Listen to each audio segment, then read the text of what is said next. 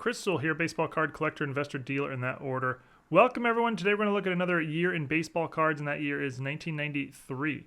The 1990s was really a transitional decade, maybe the transitional decade for sports cards and baseball cards, as the hobby was moving away from the sort of vintage model of collecting and into more modern times. In 1987, there were 3 brands producing Major League Baseball cards. By 2000, it was around 50, and it was just a steady ramp up throughout those years. In 1993, 18 brands were producing Major League Baseball card sets, and those were the 18 sets that were listed in Beckett Baseball Card Monthly. There were a lot of more oddball sets, but there were 18 major sets, and Beckett Baseball Card Monthly in the 90s was the end-all authority on baseball cards, pricing, and what constituted a major card brand. Most packs in 1993 were still in the 50 cents to $1 range, still targeted at kids, although the hobby was moving away from that. There were some sets that where packs were more like $1 to $1.50. That was slightly new concept in the hobby, and there were even a couple brands where it was a lot more than that. More on that coming up in just a bit.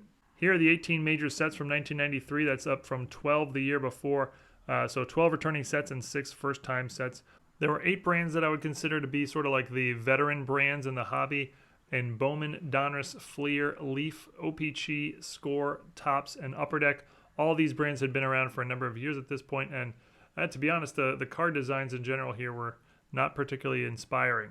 There were 4 other returning brands, but these were all still pretty new to the hobby. Pinnacle, Stadium Club, Studio, and Ultra were all in either their second or third year. First-time brands included Flair, Select, Triple Play, and Upper Deck Fun Pack.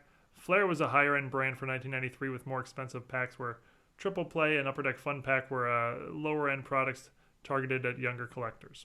But it's the other 2 first-time sets that are really still historically significant today. Topps released Finest for the first time, and Upper Deck released SP for the first time. And the 1993 Finest and SP sets were extremely important back then and still are now. When Finest first was released, packs were $3.99, which was more expensive than any pack had ever been for baseball cards. But they were so popular that packs quickly rose in value and were selling as much as $20 at local card stores.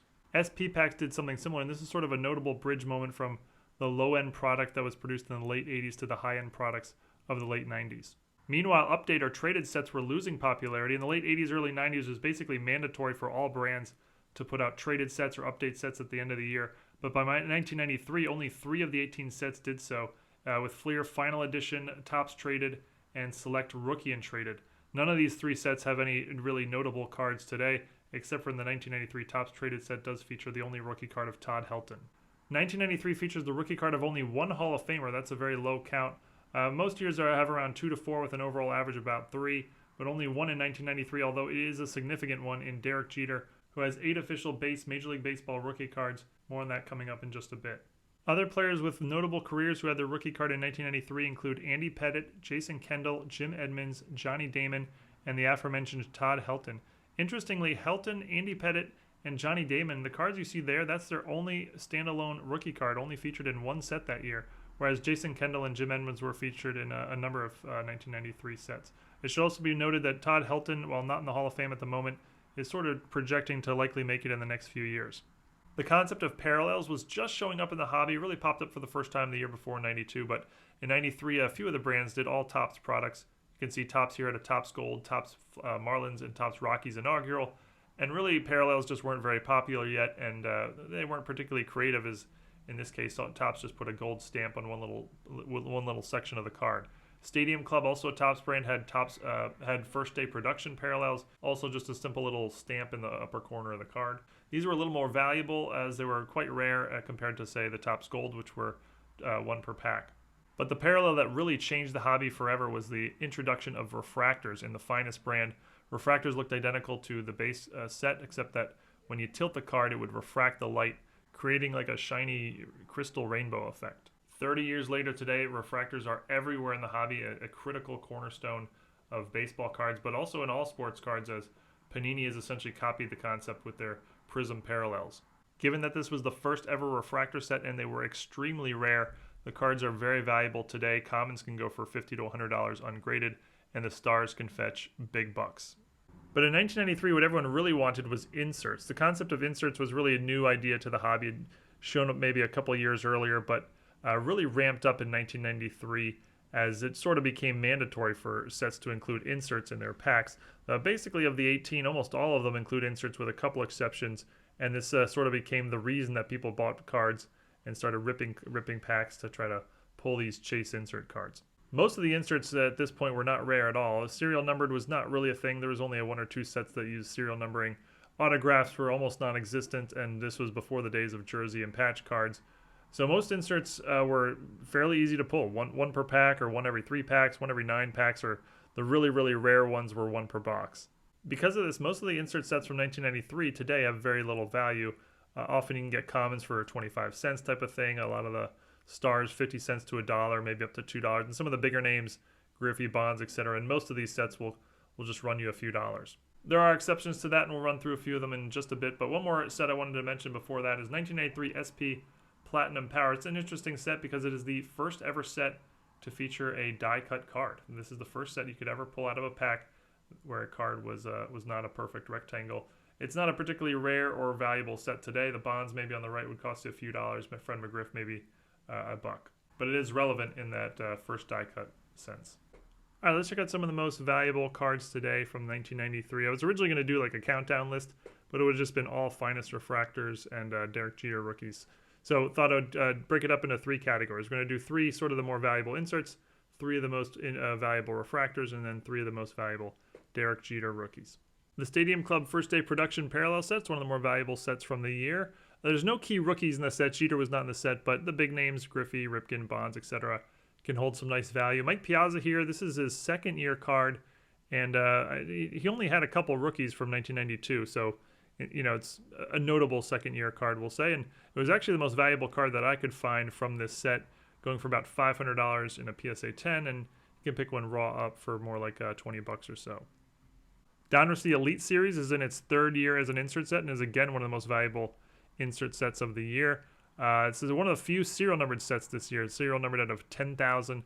Barry Bonds is the most valuable card in the set, going for about $670 in a 10 and about $100 or so in a PSA 9. It's a particularly condition-sensitive set. Sort of a sister set to that is the Donruss Elite Dominator set, and 5 of the cards in the set come autographed. One of the very, very few autographed cards from 1993. Nolan Ryan is the most valuable autograph of them all. And actually, this card you're looking at here is the most valuable card today from 1993 that is not a Derek Jeter rookie nor a 93 finest refractor. The card has not seen a sale in a PSA 9 or 10 in many years. The last PSA 8 went for over 100. I'm going to just sort of project that I bet a 9 would go for around 300 or a 10 would go for around 1,000.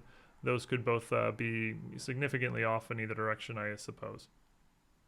All right, let's check out the values of some of the finest refractors. I want to look at the 3 most valuable based on my limited research. The finest refractors that year had a print run of 241. That is an insanely low print run for any set from the early 1990s. Coming in at number 3 is my boy Cal Ripken Jr. and his finest refractor in a PSA 9 sells for about $2,700. There's not been a PSA 10 sale in a number of years. I would guess it would go for around $7,000.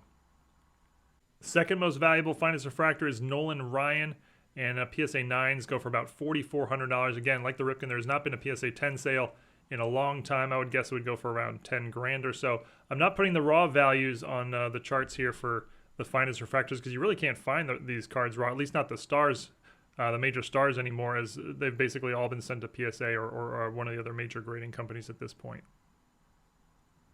And the most valuable finest refractor is, no surprise, Ken Griffey Jr., the most popular player of the 1990s, and his 1993 finest refractor has seen some recent PSA 10 sales.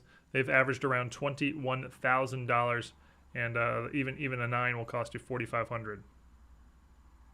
And we'll finish on Derek Jeter, who sort of owns 1993, as I mentioned earlier, is the only Hall of Famer with rookies in that year. His 3rd most valuable rookie is the Pinnacle, and it goes for about $700 in a PSA 10. You can pick this card up raw for just $10 to $20 or so.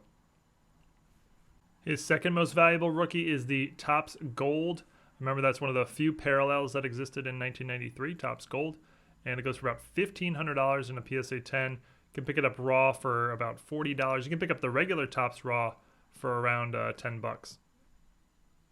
And that brings us to his most valuable rookie, 1993 SP. But not only is this his most valuable rookie, it's also the most valuable card from 1993. And not only that, it's the most valuable baseball card in all of the 1990s, at least in PSA 10 grade. There have been a few recent PSA 10 sales, and you can see it right there. They average over $200,000. The card's just a pop 20 in a PSA 10, very, very condition-sensitive set. You can pick up a nice raw near mint copy for usually around $300 or so, and just look at that escalating scale. I mean, a PSA 10 going for about 650 times a PSA 8. And that brings us to what might be the all-time what-if cards that never were, and that's 1993 Finest Refractor Derek Jeter. This card you see on screen is not a real card.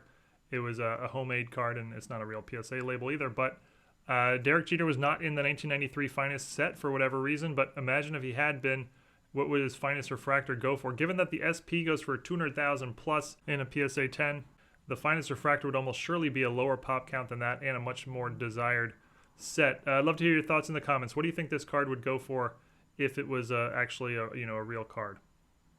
But that's it for a year in baseball 1993. This is the third in the series that I've done so far. I've done 1987, 1991, and now 1993. Let me know in the comments if there's any specific year you would like to see, and I'll definitely consider making a video about it. Appreciate everyone watching, and see you all again real soon. Thanks, everyone.